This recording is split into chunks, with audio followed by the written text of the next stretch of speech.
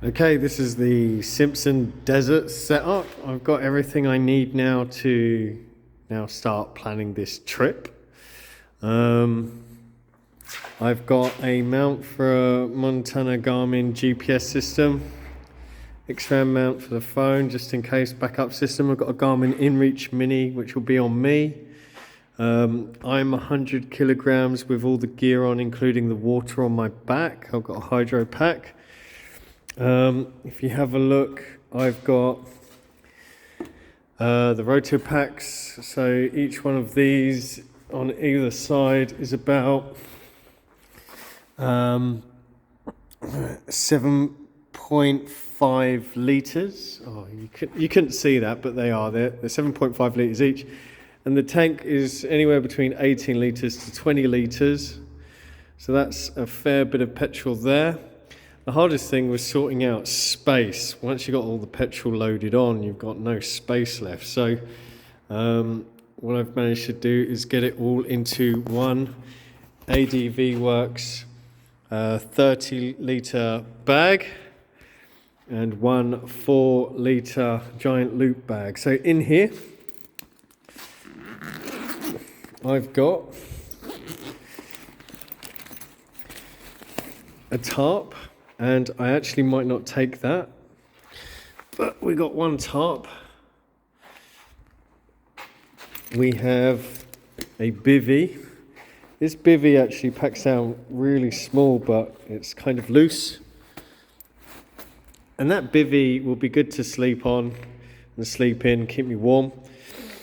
And it's waterproof. It's quite an expensive one. Now, I haven't strapped this bag down because I wanted to get everything out. But this bag would weigh around 11 to 12 kilograms when it's got all the water in it.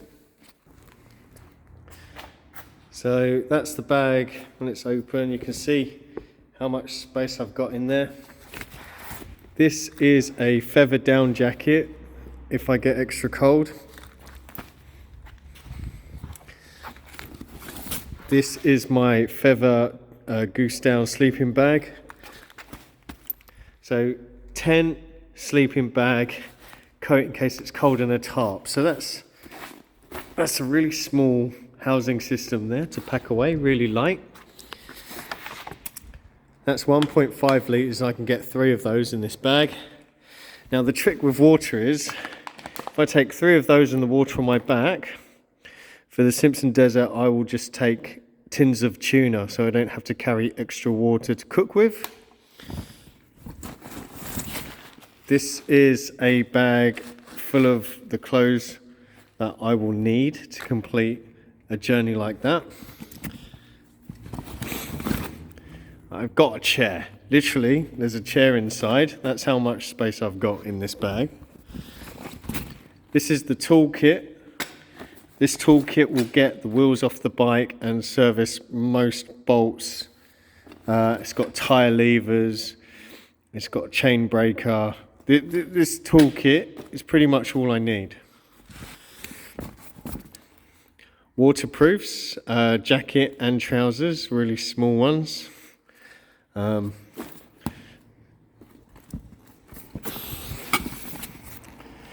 This is a sleeping mattress. It's an inflatable one. Water pump.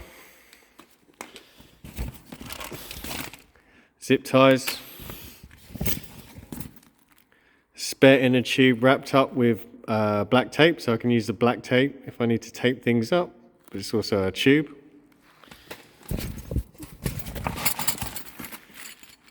Pegs for the tarp, just a couple, just the bare minimum.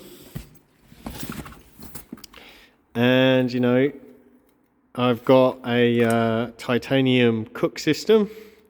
So in there is a gas canister and, you know, a jet boil and the titanium cup itself. So a gas boiling system is inside this titanium cup. So don't need a fire, but you can just make a fire and throw the titanium cup into the fire. That will heat it up as well.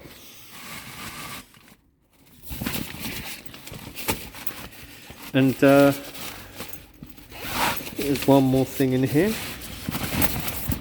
This is my bag, which will have toothbrush, some first aid, some pills. It's got some I'll have some wet wipes in there. Like I'll probably have a packet of wet wipes and a very small like hand towel to pat myself down with. So wet wipes being the showering system, if you will, and the cleaning system and everything. And that's pretty much it. So with that, I mean, you only need to have 2 to 3 days worth of equipment to get you across the desert. And so that's what my luggage is designed for. You know, I've obviously got lighters and things in the cook set as well to make fires. The only thing that's missing is 2 more bottles of water and a big bag of pasta, or when I cross the desert, I'll be swapping out that bag of pasta for just tuna, so I don't have to cook with the water, I just eat the tuna.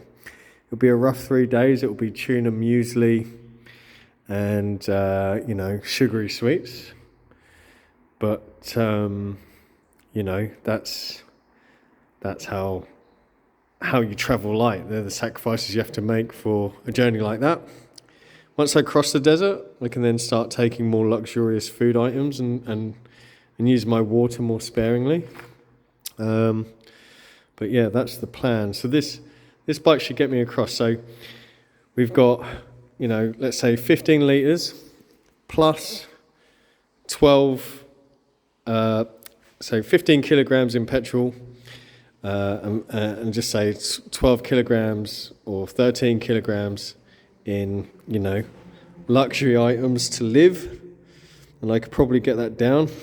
And then me as a rider, I'm going to be 100 kilograms with helmet, gear, and water on my back.